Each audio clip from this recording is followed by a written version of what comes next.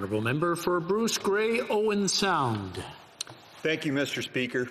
I'm honoured to rise in the House today on behalf of all Conservatives, the constituents of Bruce Grey, Owen Sound, many Canadians and many current and former members of our Canadian Armed Forces, to pay tribute to the life of service by Field Marshal His Royal Highness the Prince Philip, Duke of Edinburgh, on his passing.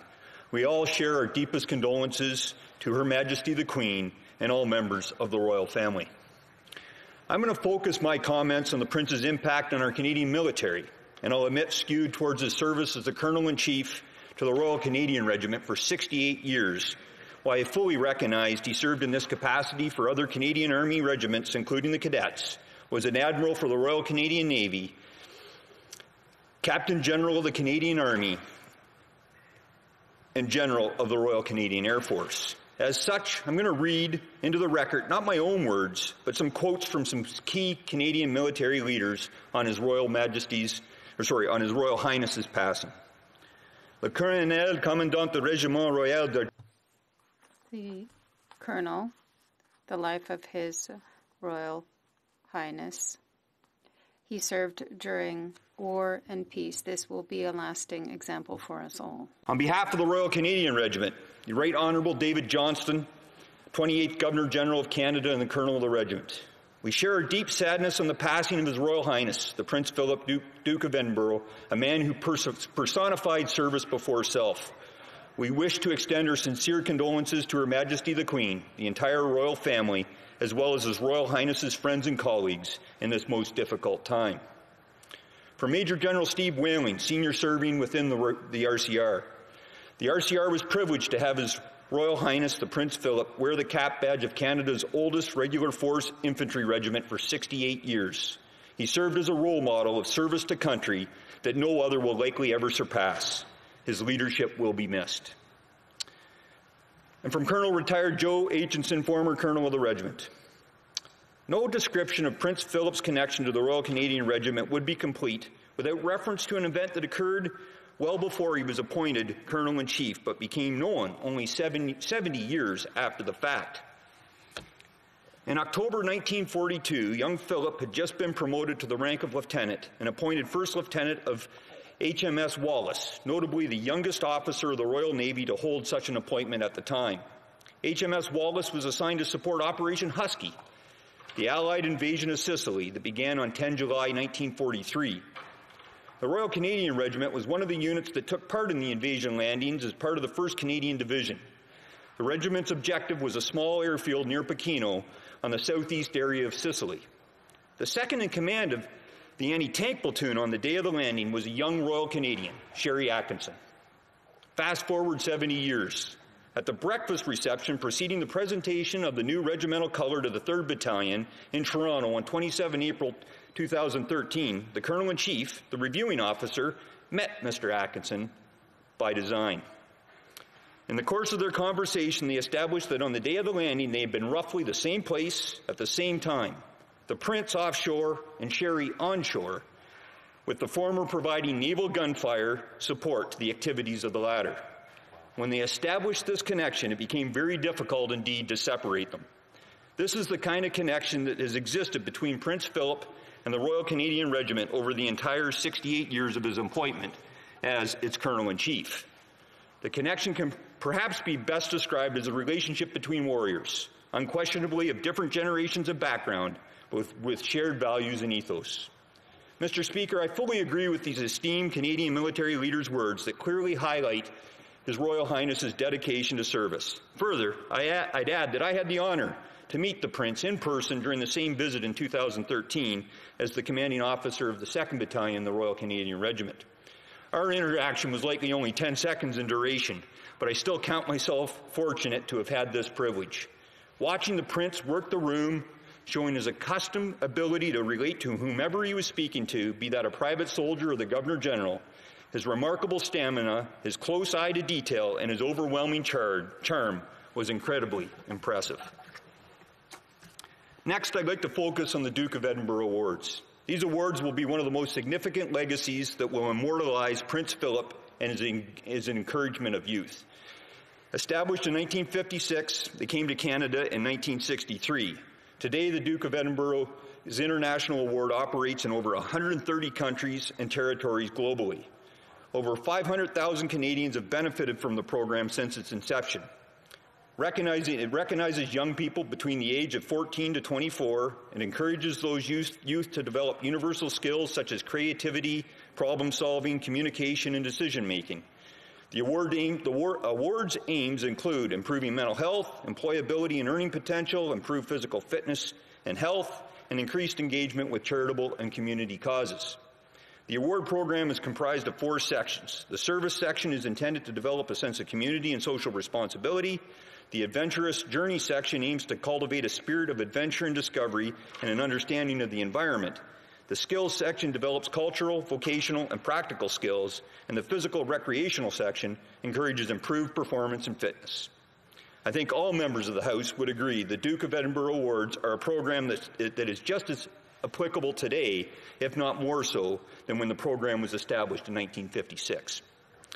Tied to my own riding of Bruce Grey Owen Sound, I'd offer this unique piece of history tied to the Duke of Edinburgh Award winners and the official opening of the Bruce Trail in 1967 by Lord Hunt. Lord Hunt was the director of the Duke of Edinburgh Award program and was leader of the climb of Mount Everest with Sir Edmund Hillary. In August of 1967, Lord Hunt joined 27 Duke of Edinburgh Gold Award winners from 13 different Commonwealth countries for the start of the hike on the Bruce Trail from Tobermory to Owen Sound, which included 5 Canadian Gold Award winners. As a side note, I've learned that during the initial planning for this event, it was suggested that a then young Prince Charles and possibly Prince Philip would accompany the group. The original plan was to have him flown in by helicopter with an RCMP detail. Apparently, the local committee was aware of this, and they were told it was top secret. Committee members were then surprised when on their way to a Duke of Edinburgh meeting in Toronto, they heard on CFOS, the local radio station back in the riding, that Prince Charles might accompany the group. That announcement ended any talk right then of Prince Charles or Prince Philip coming to the hike with the group.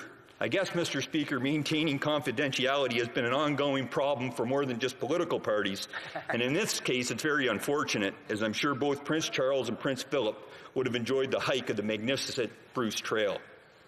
In closing, His Royal Highness the Prince Philip, Duke of Edinburgh, lived a life of service and public duty. As the consort to Her Majesty the Queen, he was an unwavering, loyal companion in supporting her as monarch. His service as a warrior, leader, and public figure for his entire life is hard to fathom. He serves as an example we can all learn from. To Her, the Majesty the Queen, I offer on behalf of all Canadians and all Conservatives our deepest condolences on the Prince's passing. May he rest in peace, pro patria.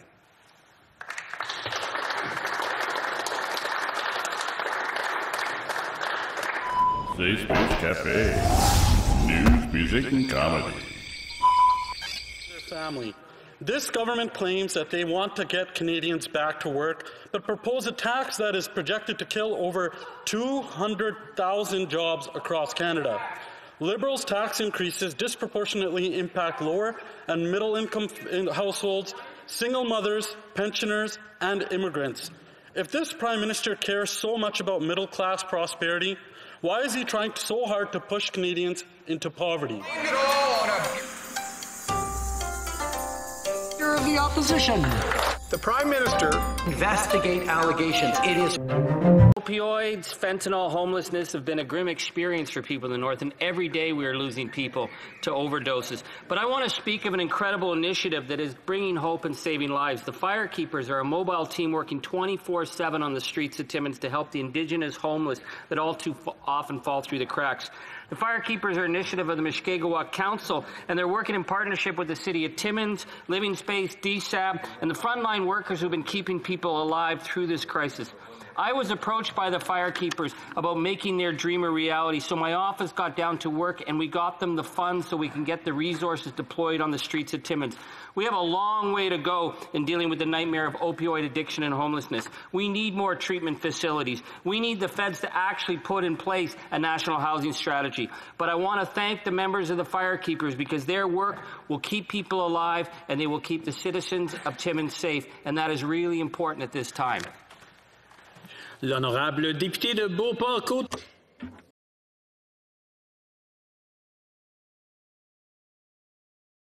Oral questions. Question orale. The Honourable Deputy House Leader of the Opposition. Mr. Speaker, my question is for the Deputy Prime Minister.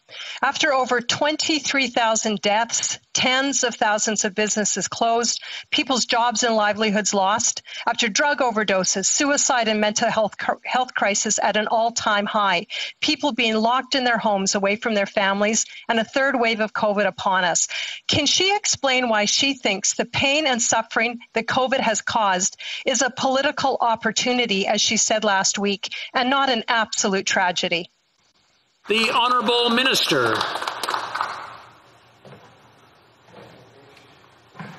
Mr. Speaker, I'm pleased to answer this question, and with great respect. All members of this House, regardless of party, appreciate the nature of the immense tragedy that has fallen across Canada and impacted families and communities from coast to coast to coast. When we look forward to what might come out of this pandemic, we have the opportunity to make investments to cure some of the social deficits that we've been living with for generations. From the very outset of this pandemic, we made a decision to support households and businesses and to invest, most importantly, to protect the health and well-being of Canadians. We will continue to do so until this pandemic is over, no matter what it takes. The Honourable Deputy House Leader of the Opposition.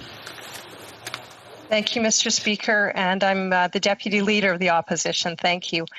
That was a real ridiculous thing.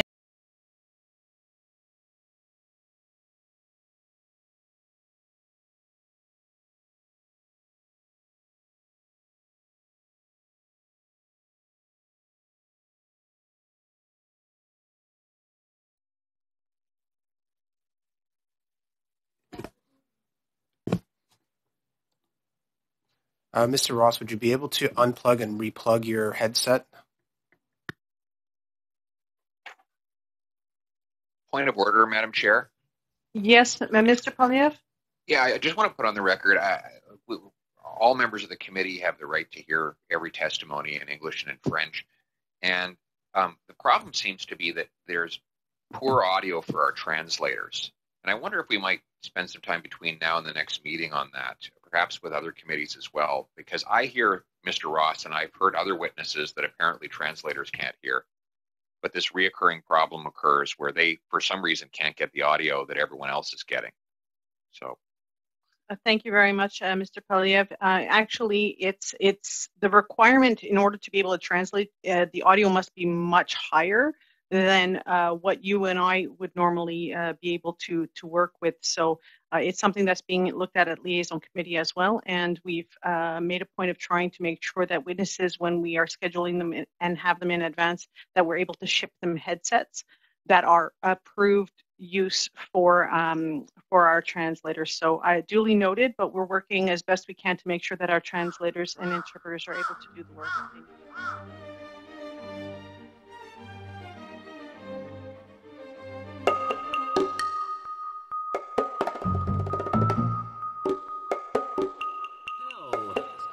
Mr. Speaker, remember when the Prime Minister gave Loblaws $12 million for fridges? How about the $50 million he gave to MasterCard? Well, oops, he did it again. On Tuesday, this government cut a check for $655 million to a company owned by Fortis, Inc. for the Lake Erie Corridor project. This is a company worth billions. The Liberals are now giving tax dollars to a for-profit company to sell electricity to the United States. Can the minister tell us why? The Honourable Minister. Mr. Speaker, thanks to this project, Canada has an opportunity to export clean power, helping to reduce emissions, maximizing clean power use, and making electricity more affordable to Canadians. The Canadian Infrastructure Bank's investment in the Lake Erie Connector will give Ontario direct access to North America's largest electricity market, 13 states and the District of Columbia. It will reduce overall GHG emissions by giving those jurisdictions access to Ontario's clean energy. The Lake Erie Connector also gives the province of Ontario the ability to import more clean energy to meet periods of exceptionally high demand rather than firing up an additional gas plant within the province. This is part of our infrastructure plan to create jobs across the country, tackle climate change. Member for Regina Capel. Well, Mr. Speaker, if the project is so good, why can't this multi-billion-dollar company pay for it itself? They can. In fact, they were already going to. Fortis Inc. was already committed to the Lake Erie Connector project. The infrastructure bank was supposed to leverage private sector money to get new public infrastructure built. Instead, it's using tax dollars to build projects for billionaire private companies who are already going to build the projects in the first place. So simple question, who will own the Lake Erie Connector project once it is completed? Honourable Minister. Thank you, Mr. Speaker. As this relates to climate change, certainly Canadians have been waiting for a very long time to see a serious climate plan from the Conservative Party of Canada. This morning, after reading through the Conservative Party's 15-page pamphlet, Canadians are still waiting. No mention of science, no numbers about how much these policies will cost consumers, no incentives to help Canadians afford an electric vehicle or retrofit their home. Here in BC, Canada? It is, and interestingly enough, a carbon tax that cuts less pollution, that costs more, and that takes away the climate action incentive rebates for families and replaces them with some kind of petro points where the more you burn, the more you earn. This is not a plan. This is a pamphlet that will do less, cost more from a party that I'm sorry to... The Honourable Member for Regina Capel.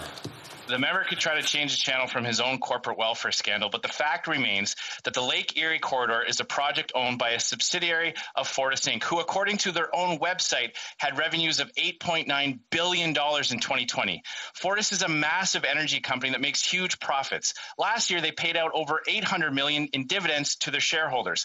Why didn't this government just tell Fortis that they needed $600 million, they could pay for it themselves? Every day we hear from small business owners who are losing their entire life's work. Why does this government think that it's the billionaires who need a bailout? The Honourable Minister. Thank you, Mr. Speaker. And again, as this project relates to climate change, I think it's important that the Conservative Party can answer some questions with respect to the pamphlet that they released this morning. It is a pamphlet, not a plan. It has more holes in it than you could drive a truck through. And certainly the focus on a number of things, including putting a price on a tax on carbon, which in and of itself would be an interesting step forward if it was not so convoluted, complicated, and actually incent the creation of more pollution, more pollution into the environment. At the end of the day, we need to be skeptical. We need to look at this through thoughtful eyes. It is not a good plan, but it is also from a party. L'honorable député.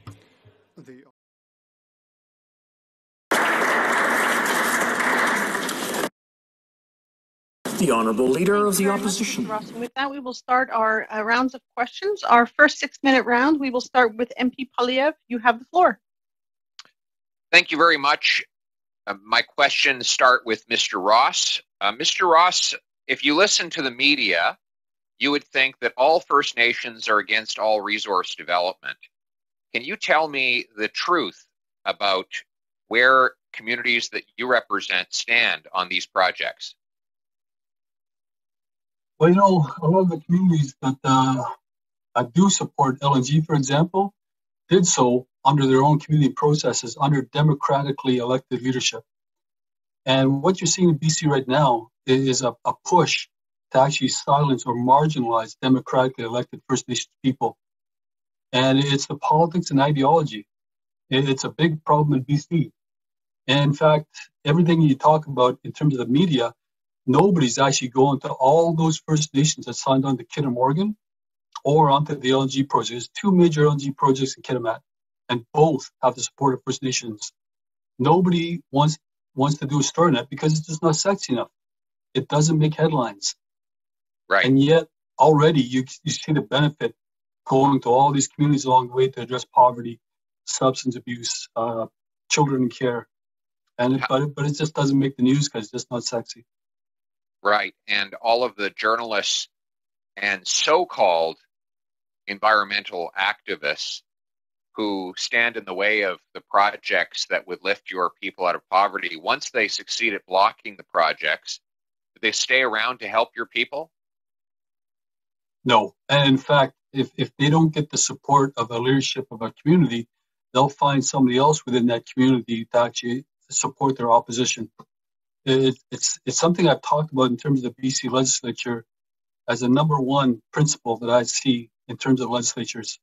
Do not use First Nations for your politics.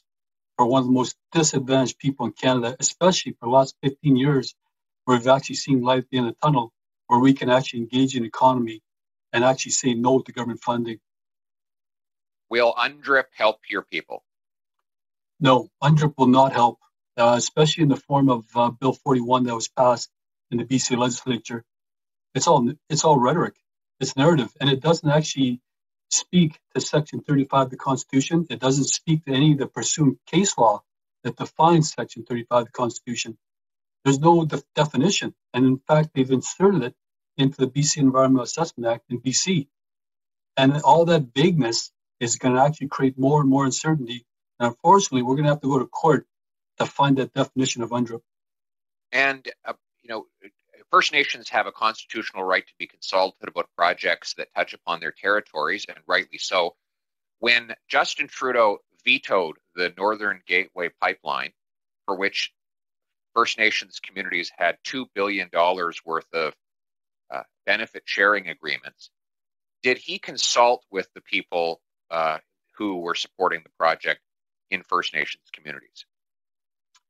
I don't recall, because my engagement was actually in opposition to Enbridge under the Conservative government.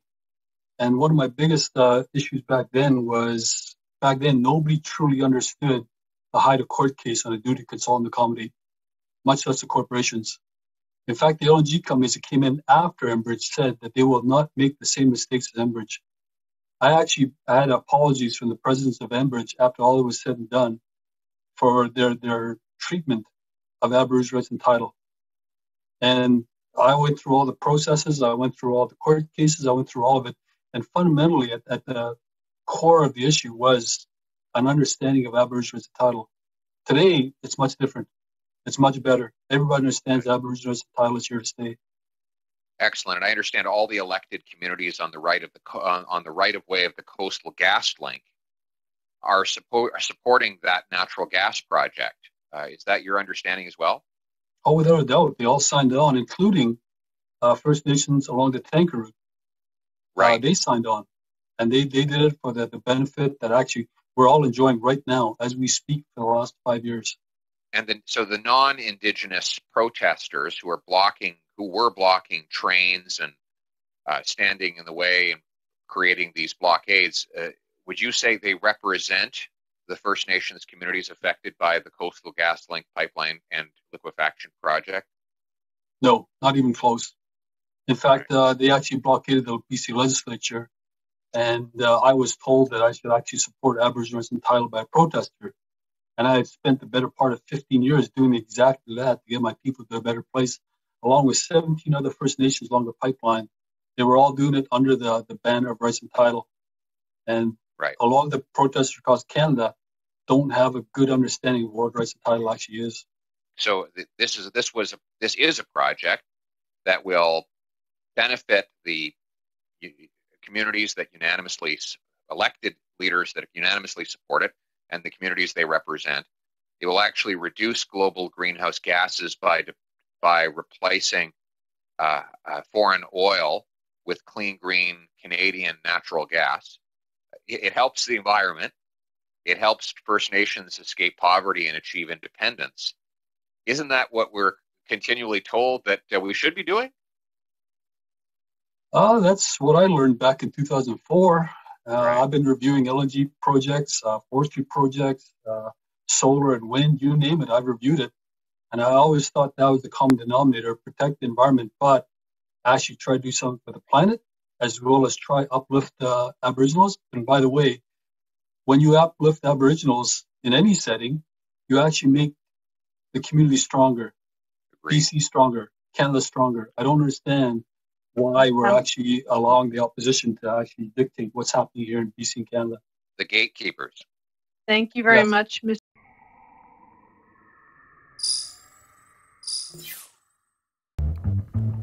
Don't forget to like, dislike, subscribe, and comment. Safe Space Cafe. And always, have a good day.